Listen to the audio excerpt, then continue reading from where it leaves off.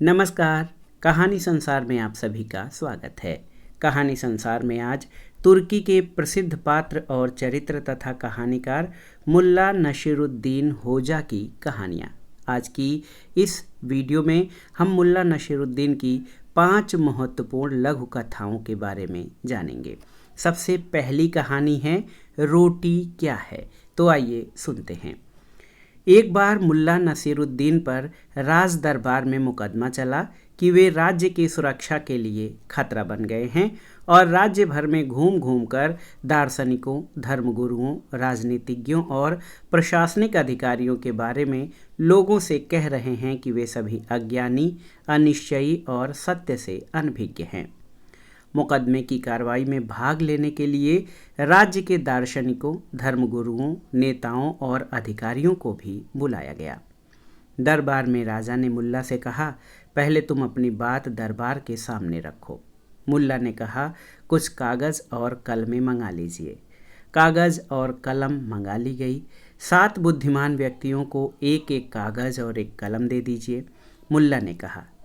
ऐसा ही किया गया। अब 7 तथाकथित बुद्धिमान सज्जन अपने अपने कागज पर इस प्रश्न का उत्तर लिख दें कि रोटी क्या है। बुद्धिमान सज्जनों ने अपने अपने उत्तर कागज पर लिख दिए। सभी उत्तर राजा और दरबार में उपस्थित जनता को पढ़कर सुनाए गए। पहले ने लिखा, रोटी भोजन है। दूसरे ने लिखा, यह आटे और पानी का मिश्रण है। तीसरे ने लिखा, यह ईश्वर का वरदान है। चौथे ने लिखा, यह पकाया हुआ आटे का लौंदा है। 5वें ने लिखा, इसका उत्तर इस पर निर्भर करता है कि रोटी से आपका अभिप्राय क्या है। 6ठे ने लिखा, ये पौष्टिक आहार है। और 7वें ने लिखा, कुछ कहा नहीं जा सकता। मुल्ला ने सभी उपस्थितों से कहा, यदि इतने विद्वान और गुणी लोग इस पर एकमत नहीं हैं कि रोटी क्या है, तो वे और दूसरी बातों पर निर्णय कैसे दे सकते हैं। वे यह कैसे कह सकते हैं कि मैं लोगों को गलत बातें सिखाता हूँ। क्या आप महत्वपूर्ण मामलों में परामर्श और निर्णय देने का अधिकार ऐसे लोगों को दे सकते हैं जिस चीज़ को वे रोज़ खाते हैं उस पर वे एकमत नहीं हैं, फिर भी वे एक स्वर में कहते हैं कि मैं लोगों की मति भ्रष्ट करता हूँ। तो ये थी मुल्ला नसीरुद्दीन की कहानी रोटी क्या है। अब आइए सुनते हैं दूसरी कहानी खुशबू और खनक। एक दुकान से मुल्ला नसीरुद्दीन ने अपने लिए 2 तथा गधे के लिए 10 नान खरीदे। साथ ही भेड़ का भुना हुआ लज्जतदार गोश्त भी लिया। दरी में बैठकर नसीरुद्दीन खाना खाने लगा। पास ही खड़ा उसका गधा भी नानों पर हाथ साफ करने में जुटा था। नसीरुद्दीन ने उसी स्थान पर रात बिताने की सोच रखी थी। वह खुले में बैठे था तो धनी व्यापारी और यात्री तंबू गाड़कर भीतर बैठे मौज कर रहे थे। तभी नसीरुद्दीन के कानों में कुछ तेज तेज आवाज़ें पड़ी, जैसे कोई झगड़ रहा हो। जिस दुकान से उसने नान तथा गोश्त खरीदा था वहीं कुछ हलचल सी दिख रही थी। नसीरुद्दीन अपनी उत्सुकता दबा न सका और उसी ओर बढ़ चला। उसने देखा कि दुकान का मालिक एक गरीब से दिखने वाले आदमी से झगड़ रहा था। वह कह रहा था, तुम्हें पैसे देने ही होंगे। तुम जानबूझकर उस ओर लेटे थे जिस ओर मेरी दुकान से गोश्त की खुशबू उठकर जा रही थी। सारी शाम तुम बढ़िया खाने की खुशबू का आनंद लेते रहे। मैंने देखा भी था, तुम बार बार होठों पर जीभ फिराकर चटखारे ले रहे थे। मैं कोई दान खाता खोलकर नहीं बैठा। जल्दी से पैसे चुकाओ। बेचारा गरीब आदमी बेहद असहाय दिख रहा था। शायद नसीरुद्दीन की तरह उसके पास भी फालतू पैसे नहीं थे। लालची दुकानदार की बातें सुनकर नसीरुद्दीन को गुस्सा आने लगा था। तभी दुकानदार अचानक नसीरुद्दीन की तरफ मुड़ता हुआ बोला, भाई साहब, अभी आप एक शरीफ आदमी की तरह मुझसे नान गोश्त खरीद ले गए थे, लेकिन इस मक्कार को देखो, मुफ्त में स्वाद लेना चाहता है। क्या इसे दाम नहीं चुकाना चाहिए? नसीरुद्दीन उस आदमी से मुखातिब होता बोला, भाई, तुमने लजीज खाने की खुशबू का आनंद लिया है, तुम्हें कीमत चुकानी होगी। लाओ, जितने पैसे हैं तुम्हारे पास मुझे दे दो। सुनकर दुकानदार का चेहरा खिल उठा। गरीब आदमी ने अंटी में से कुछ सिक्के निकालकर नसीरुद्दीन की हथेली पर रख दिए। नसीरुद्दीन ने उन सिक्कों को दोनों हथौलियों के बीच रखा और दुकानदार से बोला, लाओ अपना कान इधर लाओ और ध्यान से सुनो। दुकानदार के कुछ समझ में नहीं आया। नसीरुद्दीन बोला, तुमने सुनी सिक्कों की खनक? हाँ क्यों नहीं, लाओ पैसे मुझे दे दो। दुकानदार बोला, लेकिन नसीरुद्दीन ने सिक्के गरीब आदमी को लौटा दिए और दुकानदार से बोला, हिसाब बराबर हो गया। इसने तुम्हारे खाने की खुशबू ली और तुमने बदले में सिक्कों की खनक सुन ली। दुकानदार का चेहरा फक पड़ गया। वहाँ खड़े लोगों ने भी नसीरुद्दीन की बात का समर्थन किया। उस गरीब आदमी ने नसीरुद्दीन का शुक्रिया अदा किया। जब नसीरुद्दीन वापस गधे के पास पहुंचा तो वह उसे देखकर खुशी से मिट्टी में लौटने लगा। तो ये थी खुशबू और खनक। अब आइए सुनते हैं मुल्ला नसीरुद्दीन की तीसरी कहानी, जिसका शीर्षक है दावत। खुशी की बात यह है कि मुल्ला नसीरुद्दीन खुद हमें ये कहानी सुना रहे हैं। एक दिन ऐसा हुआ कि किसी ने किसी से कुछ कहा, उसने किसी और से कुछ कहा, और इसी कुछ के चक्कर में ऐसा कुछ हो गया कि सब ओर ये बात फैल गई कि मैं बहुत खास आदमी हूँ। जब बात हद से भी ज़्यादा फैल गई तो मुझे पास के शहर में एक दावत में खास मेहमान के तौर पर बुलाया गया।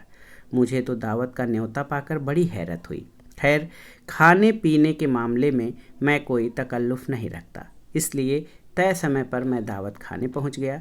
अपने रोज़मर्रा के जिस लिबास में मैं रहता हूं, उसी लिबास को पहनकर दिन भर सड़कों की धूल फांकते हुए मैं वहां पहुंचा था। मुझे रास्ते में रुककर कहीं पर थोड़ा साफ सुथरा हो लेना चाहिए था, लेकिन मैंने उसे तवज्जो नहीं दी। जब मैं वहां पहुंचा तो दरबान ने मुझे भीतर आने से मना कर दिया, लेकिन मैं तो नसीरुद्दीन हूँ, मैं दावत का खास मेहमान हूँ। वो तो मैं देख ही रहा हूँ। दरबान हंसते हुए बोला। वो मेरी तरफ झुका और धीरे से बोला, और मैं खलीफा हूँ। यह सुनकर उसके बाकी दरबान दोस्त जोरों से हंस पड़े। फिर वे बोले, दफ़ा हो जाए बड़े मियाँ, और यहाँ दोबारा मत आना। कुछ सोचकर मैं वहाँ से चल दिया। दावत खाना शहर के चौराहे पर था और उससे थोड़ी दूरी पर मेरे एक दोस्त का घर था। मैं अपने दोस्त के घर गया। नसीरुद्दीन, तुम यहाँ? दोस्त ने मुझे गले से लगाया और हमने साथ बैठकर इस मुलाकात के लिए अल्लाह का शुक्र अदा किया। फिर मैं काम की बात पर आ गया। तुम्हें वो लाल कढ़ाईदार शेरवानी याद है जो तुम मुझे पिछले साल तोहफे में देना चाहते थे? मैंने दोस्त से पूछा। बेशक, वो अभी भी अलमारी में टंगी हुई तुम्हारा इंतज़ार कर रही है। तुम्हें वो चाहिए? हाँ, मैं तुम्हारा एहसानमंद हूँ, लेकिन क्या तुम उसे कभी मुझसे वापस मांगोगे? मैंने पूछा। नहीं मियाँ, जो चीज़ मैं तुम्हें तोहफे में दे रहा हूँ उसे भला मैं वापस क्यों मांगूंगा? शुक्रिया मेरे दोस्त। मैं वहाँ कुछ देर रुका और फिर वह शेरवानी पहनकर वहाँ से चल दिया। शेरवानी में किया हुआ सोने का बारीक काम और शानदार कढ़ाई देखते ही बनती थी। उसके बटन हाथी दांत के थे और बेल्ट उम्दा चमड़े की थी। उसे पहनने के बाद मैं खानदानी आदमी लगने लगा था। दरबानों ने मुझे देखकर सलाम किया और बाइज्जत से मुझे दावत खाने ले गए। दस्तरखान बिछा हुआ था और तरह तरह के लजीज पकवान अपनी खुशबू फैला रहे थे, और बड़े बड़े ओहदे वाले लोग मेरे लिए ही खड़े हुए इंतज़ार कर रहे थे। किसी ने मुझे खास मेहमान के लिए लगाई गई कुर्सी पर बैठने को कहा। लोग फुसफुसा रहे थे। सबसे बड़े आलिम मुल्ला नसीरुद्दीन यही हैं। मैं बैठा और सारे लोग मेरे बैठने के बाद ही खाने के लिए बैठे। वे सब मेरी ओर देख रहे थे कि मैं अब क्या करूँगा। खाने से पहले मुझे बेहतरीन शोरबा परोसा गया। वे सब इस इंतज़ार में थे कि मैं अपना प्याला उठाकर शोरबा चखूं।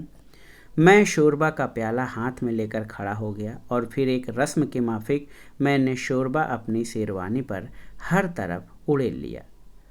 वे सब तो सन्न रह गए। किसी का मुंह खुला रह गया तो किसी की सांस ही थम गई। फिर वे बोले, आपने ये क्या किया हजरत? आपकी तबीयत तो ठीक है? मैंने चुपचाप उनकी बातें सुनी। उन्होंने जब बोलना बंद कर दिया तो मैंने अपनी शेरवानी से कहा, मेरी प्यारी शेरवानी, मुझे उम्मीद है कि तुम्हें ये लजीज शोरबा बहुत अच्छा लगा होगा। अब ये बात साबित हो गई है कि यहाँ दावत पर तुम्हें ही बुलाया गया था, मुझे नहीं। तो ये थी मुल्ला नसीरुद्दीन की एक और महत्वपूर्ण कहानी, जो है दावत। अब आइए चौथी कहानी, जो है पेशगी थप्पड़। एक बार मुल्ला नसीरुद्दीन ने घर का कामकाज करने के लिए नौकर रखा।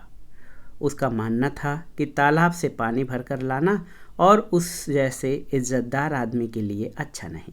एक दो बार ऐसा भी हो चुका था कि पानी लेकर लौटते समय नसीरुद्दीन की मुलाकात किसी पहचान वाले से हो जाती।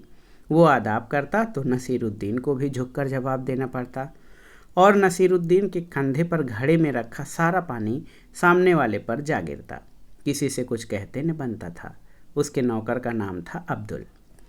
एक दिन नसीरुद्दीन ने उसे मिट्टी का घड़ा देते हुए कहा, ये घड़ा लो, तुम्हें रोज़ 12 घड़े पानी तालाब से भरकर लाना है।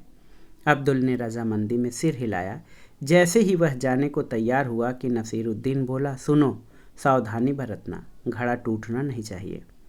अब्दुल मुड़कर जाने लगा तो नसीरुद्दीन फिर बोला, चौकस रहना, यदि तुमने घड़ा तोड़ दिया तो थप्पड़ खाना पड़ेगा, याद रखना। अभी अब्दुल दरवाजे तक पहुंचा ही था कि नसीरुद्दीन ने चिल्लाकर हाथ से इशारा करते हुए वापस बुलाया। हैरान परेशान नौकर वापस नसीरुद्दीन के सामने जा खड़ा हुआ। नसीरुद्दीन ने एक जोरदार थप्पड़ उसके गाल पर रसीद कर दिया। पटाख की आवाज़ हुई। अब्दुल के हाथ से घड़ा छूटते छूटते बचा। अब्दुल बोला, मालिक, आपने मुझे मारा क्यों? मैंने तो घड़ा भी नहीं तोड़ा। नसीरुद्दीन बोला, देखो भाई, अगर मैं तुम्हें घड़ा टूटने के बाद थप्पड़ मारता तो भी घड़ा जुड़ तो नहीं जाता। जुड़ता क्या? नहीं। अब्दुल बोला, इसलिए मैंने तुम्हें पेशगी थप्पड़ मारा है, ताकि तुम याद रखो कि घड़ा टूटने पर कैसा थप्पड़ पड़ेगा। तुम भविष्य में चौकस रहोगे। नौकर बेचारा नसीरुद्दीन को खुले मुंह ताकता रह गया। अब आइए सुनते हैं मुल्ला नसीरुद्दीन की 5वीं और अंतिम कहानी, जो है मैं तुम्हारे कारण यहाँ हूँ और तुम मेरे कारण यहाँ हो। मुल्ला नसीरुद्दीन एक सड़क से गुजर रहा था। शाम का समय था और अंधेरा उतर रहा था। अचानक उसे बोध हुआ कि सड़क बिल्कुल सूनी है, कहीं कोई नहीं, और वो भयभीत हो उठा। तभी उसे सामने से लोगों का एक झुंड आता दिखाई पड़ा। उसने चोरों, डाकुओं और हत्यारों के बारे में पढ़ रखा था। बस उसने भय पैदा कर लिया और भय से कांपने लगा। उसने सोच लिया कि ये डकैत और खूनी लोग आ रहे हैं और वे उसे मार डालेंगे, तो इनसे कैसे जान बचाई जाए। उसने सब तरफ देखा। पास ही में एक कब्रिस्तान था। मुल्ला उसकी दीवार लांघकर भीतर चला गया। वहाँ उसे एक ताजी खोदी कब्र मिल गई, जो किसी के लिए उसी दिन खोदी गई थी। उसने सोचा कि इसी कब्र में मृत होकर पड़े रहना अच्छा है। उन्हें लगेगा कि कोई मुर्दा पड़ा है, मारने की ज़रूरत नहीं, और मुल्ला कब्र में लेट गया। वह भीड़ एक बारात थी, डाकुओं का गिरोह नहीं। बारात के लोगों ने भी मुल्ला को कांपते और कूदते देख लिया था। वे भी डरे और सोचने लगे कि क्या बात है और यह आदमी कौन है। उन्हें लगा कि ये कोई उपद्रव कर सकता है और इसी इरादे से यहाँ छिपा है। पूरी बारात वहाँ रुक गई और उसके लोग भी दीवार लांघकर भीतर गए। मुल्ला तो बहुत डर गया। बारात के लोग उसके चारों तरफ इकट्ठे हो गए और उन्होंने पूछा, तुम यहाँ क्या कर रहे हो? इस कब्र में क्यों पड़े हो? मुल्ला ने कहा, तुम बहुत कठिन सवाल पूछ रहे हो। मैं तुम्हारे कारण यहाँ हूँ और तुम मेरे कारण यहाँ हो। तो ये थी मुल्ला दाऊद की 5 प्रसिद्ध कहानियाँ, जिसमें रोटी क्या है, खुशबू और खनक, दावत, पेशगी थप्पड़ और मैं तुम्हारे कारण यहाँ हूँ और तुम मेरे कारण यहाँ हो। तो ये सभी कहानियाँ मुल्ला नसीरुद्दीन की श्रेष्ठ लघु कहानियों के अंतर्गत आती हैं। आप ये कहानियाँ सुनिएगा और ये कहानियाँ आपको कैसी लगी हमें ज़रूर बताइएगा। कहानी सुनने के लिए धन्यवाद। नमस्कार।